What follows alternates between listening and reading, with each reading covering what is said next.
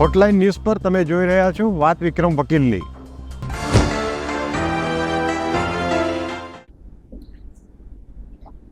નમસ્કાર, હું છું વિક્રમ વકીલ અને તમે જોઈ રહ્યા છો હોટલાઇન ન્યૂઝ. 15મી ઓગસ્ટ એટલે કે આજે નરેન્દ્ર મોદીએ લાલ કિલ્લા પરથી સંબોધન કર્યું, જે દર 15મી ઓગસ્ટ અને 26મી જાન્યુઆરીએ દરેક વડાપ્રધાન કરતા આવ્યા છે.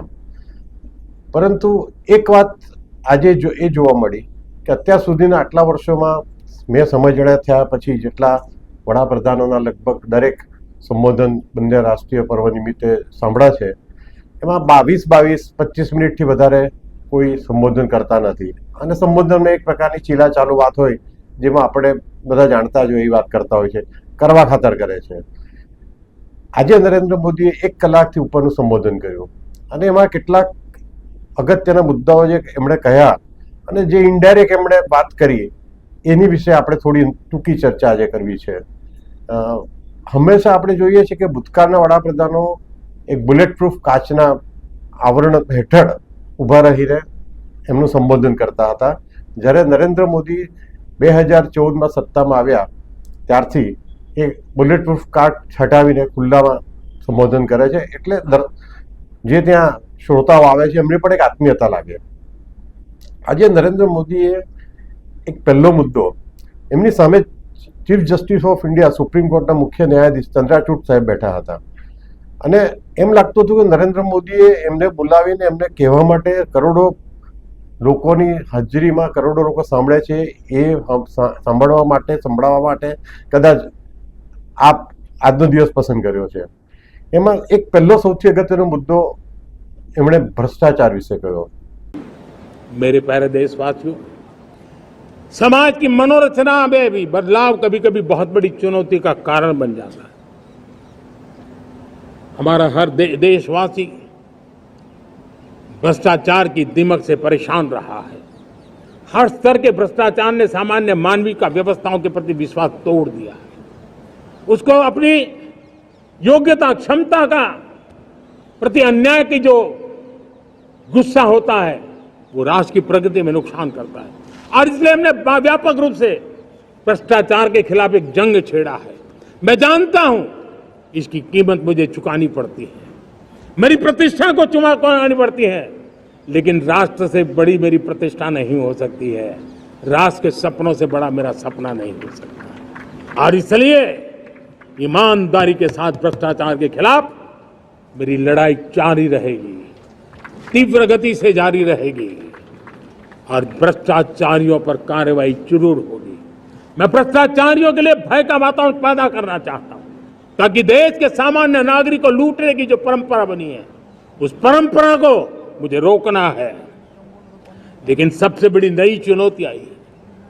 भ्रष्टाचारियों से निपटना तो है ही, लेकिन समाज जीवन में उच्च स्तर पर एक जो परिवर्तन आया है वो सबसे बड़ी चुनौती भी है और एक समाज के लिए सबसे बड़ी चिंता भी है. क्या कोई कल्पना कर सकता है कि मेरे ही देश में इतना महान संविधान हमारे पास होने के बावजूद भी कुछ ऐसे लोग निकल रहे हैं जो भ्रष्टाचार का महिमा मंडन कर रहे हैं, खुलेआम भ्रष्टाचार का जय जयकार कर रहे हैं. समाज में इस प्रकार के बीज बोने का जो प्रयास हो रहा है, भ्रष्टाचार का जो महिमा मंडन हो रहा है, भ्रष्टाचारियों की स्वीकार्यता बढ़ाने का जो निरंतर प्रयास चल रहा है, वो स्वस्थ समाज के लिए बहुत बड़ी चुनौती बन गया है, बहुत बड़ी चिंता का विषय बन गया है. भ्रष्टाचारियों के प्रति समाज में दूरी बनाए रखने से ही किसी भी भ्रष्टाचारी को उस रास्ते पर जाने से डर लगेगा. अगर उसका महिमा मंडन होगा तो जो आज भ्रष्टाचार नहीं करता है उसको भी लगता है कि ये तो समाज में प्रतिष्ठा का रंग बन जाता है, उस रास्ते में जाने में बुरा नहीं है. કે ભાઈ ભ્રષ્ટાચારીઓને આજકાલ ઘણી જગ્યાએ મોટા હીરોની જેમ ટ્રીટ કરવામાં આવે છે અને ભ્રષ્ટાચાર એક એવું ડર લોકોમાં પેસી ડરતા નથી લોકો ભ્રષ્ટાચાર કરવાથી અને ભ્રષ્ટાચારીઓને કેટલાક લોકો હીરો બનાવી દે છે. એના કારણે ભ્રષ્ટાચાર નાબૂદ થતો નથી. એમણે કહ્યું કે એ પોતે ભ્રષ્ટાચારીઓને સાંખી નહીં લેશે અને ભ્રષ્ટાચારીઓ સામે કડકમાં કડક પગલાં લેશે એવું એમણે ભરોસો અને વચન આજે દેશવાસીઓને આપ્યું છે. એમણે એક બહુ અગત્યની આ વાત કરી કે ભાઈ ભ્રષ્ટાચારીઓ બેફામ બની જાય છે. એનું આપણે એનું ઇન્ટરપ્રિટેશન એમ કરીએ તો એવું લાગે, તમે આપણે થોડા દિવસો પહેલા દિલ્હીના ભૂતપૂર્વ ઉપમુખ્યમંત્રી મનીષ સિસોદિયા 17 મહિના જેલમાં રહીને છૂટી ગયા, જામીન પર છૂટ્યા ભલે, તો બહાર નીકળ્યા પછી એમને એવું સ્વાગત થયું કે જાણે કે મંગળ ગ્રહ પર જઈને જંગ જીતીને આવ્યા હોય, એટલો મોટા હીરો બનાવીને ફૂલહારથી એમનું સ્વાગત થયું. અને પછી એમણે ઇન્ટરવ્યુ આપવાના એક પછી એક ધડાધડ ચાલુ કર્યા, જાણે કે શું મોટી શહીદી ભરી હોય. વીર સાવરકર જેમ કાળા પાણીની સજા ભોગવીને દેશ માટે એમણે તો કર્યું હતું. આ ભાઈ તો દારૂના કૌભાંડમાં કટકી લેવાના આરોપસર જેલમાં ગયા હતા. એ જ રીતે થોડા દિવસો પહેલા આમ આદમી પાર્ટીના બીજા એક ભૂતપૂર્વ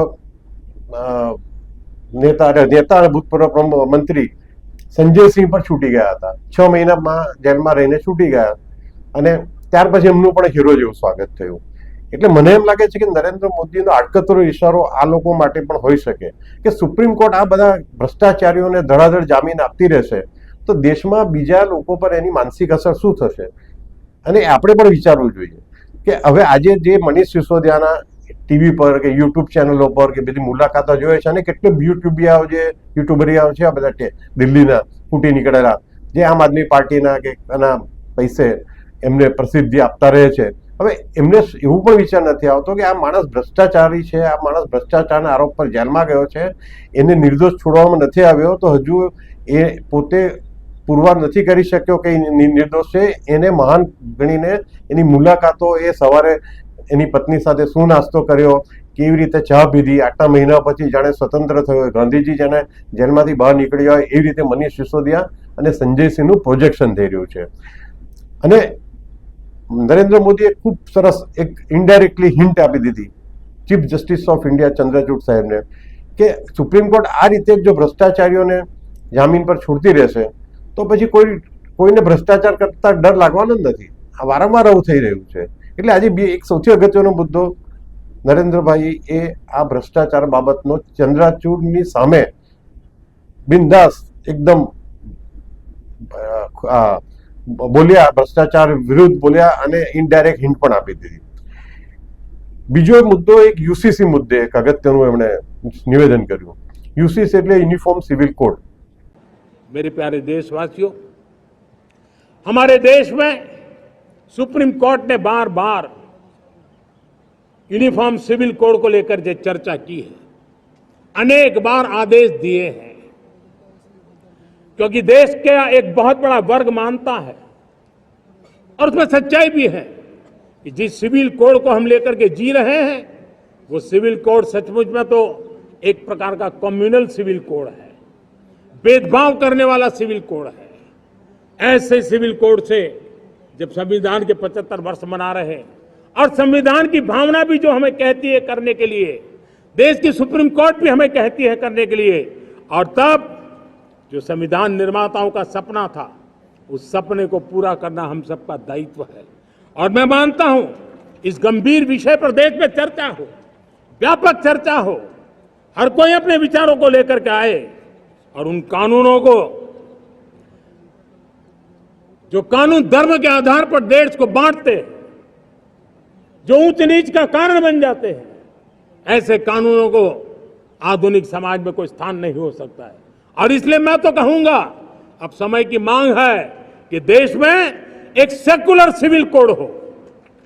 हमने कम्युनल सिविल कोड में 75 साल बिताए हैं, अब हमें सेक्युलर सिविल कोड की तरफ जाना होगा और तब जाकर के देश में धर्म के आधार पर जो भेदभाव हो रहे हैं, सामान्य नागरिक को जो दूरी महसूस होती है उससे हमें मुक्ति मिलेगी. એમણે એક ઇનડાયરેક્ટ અને એક ડાયરેક્ટ એમ તો કહ્યું કે જૂનો જે યુસીસી છે યુનિફોર્મ સિવિલ કોડનો અમલ નથી થયો અને જૂનું જે છે આપણે બંધારણમાં એ આપણે આટલા વર્ષો સુધી 75 વર્ષ થઈ ગયા ત્યાં સુધી એક કોમવાદી કાયદો છે, એક દરેક માટે સમાન સિવિલ કોડ હોવો જોઈએ. એટલે અત્યાર સુધી જે કોડ હતો એ કોમવાદી કોડ છે, હવે સેક્યુલર કોડ લાવવો છે. સેક્યુલર શબ્દ બહુ પોઈન્ટેડ છે, તમે ધ્યાન રાખજો, તમે વિચારજો, કારણ કે આ જે સેક્યુલર ગેંગ છે એ હવે કહી નહીં શકે કે સેક્યુલર શબ્દ કેમ વાપરો. બધા જ કોઈ જાત જાતના ભેદભાવ વગર કાયદા દરેક માટે સરખા હોવા જોઈએ. એક દેશ માટે એક કાયદો હોવો જોઈએ, એ વાત સાચી છે. અને બીજું નરેન્દ્ર મોદીએ એક વાત કરી કે સુપ્રીમ કોર્ટ પણ આ બાબતે સંમત છે કે યુનિફોર્મ સિવિલ કોડનું અમલ થવું જ જોઈએ.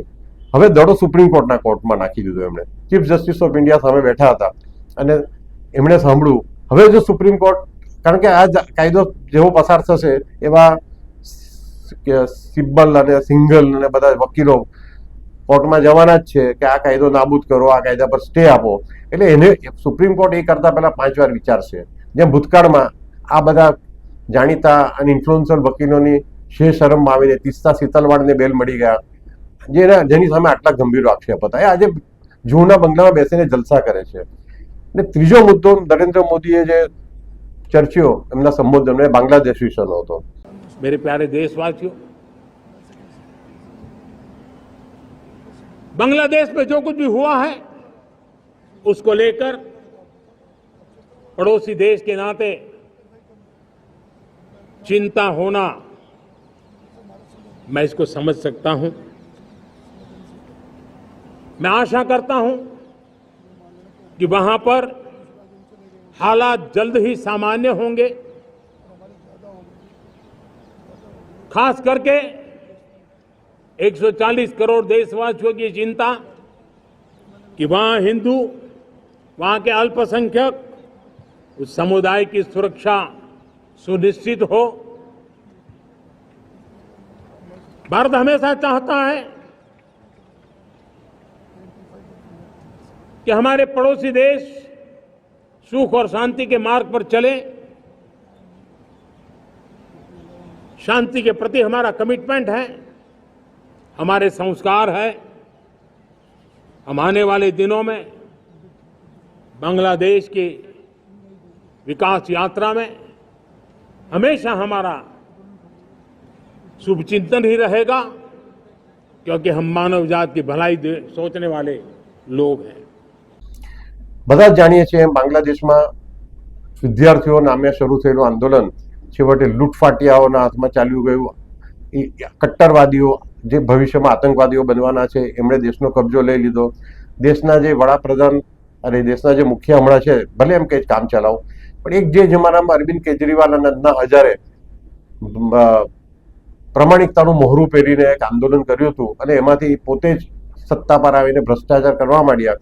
એ રીતે આ એક હમણાંના જે વડા છે બાંગ્લાદેશના, એ નોબેલ પ્રાઇઝ વિનર છે, એટલે અમેરિકાનું મોહરું છે એક તો.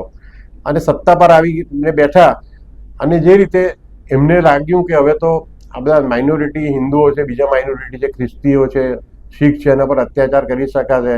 પણ અમેરિકાની CIA બાંગ્લાદેશને ચેતવણી આપી કે જો તમે આ અત્યાચાર લઘુમતીઓ પરના હિન્દુઓ પરના અત્યાચારો અટકાવશો નહીં તો આ ભારત તમને ઘરમાં ઘૂસીને મારશે, તમને બંગાળની ખાડીમાં ડૂબાડશે. એટલે તમે પહેલા તો આ બંધ કરો, હિન્દુઓ પરના અત્યાચારો બંધ કરો. આ ભારત હવે સાંખી નથી લેવાનું બાંગ્લાદેશની દાદાગીરી કે બાંગ્લાદેશ ભારતને દબાઈ શકે એમ નથી. ભારત તમારા ઘરમાં ઘૂસીને મારશે અને ભારત તમને તમારું હેસિયત બતાવી દેશે. અને તમે જુઓ, એના બીજા જ દિવસે મોહમ્મદ યુનુસ મંદિરોની મુલાકાતે ગયા, ઢાકેશ્વરી માતાના દર્શન કર્યા અને કડક સૂચના આપી કે એક પણ મંદિર પર હુમલો થવો નહીં જોઈએ. એટલે આ આજના નરેન્દ્ર મોદીના સંભાષણમાં એમ તો ઘણું બધું એમણે અગત્યની વાત કરી, પણ આ 3 ટેક અવે મુદ્દા મારા ધ્યાનમાં આવ્યા, તે આપની સાથે હું શેર કરી રહ્યો છું. Thank you very much. અને આપને આ પ્રકારના વિડીયો જોવાના ગમતા હોય તો અમારી ચેનલ લાઈક કરો, સબસ્ક્રાઇબ કરો અને શેર કરો. Thank you. આવા પ્રકારના વિડીયો તમને જોવા ગમતા હોય તો હોટલાઇન ન્યૂઝ ચેનલને લાઇક, શેર અને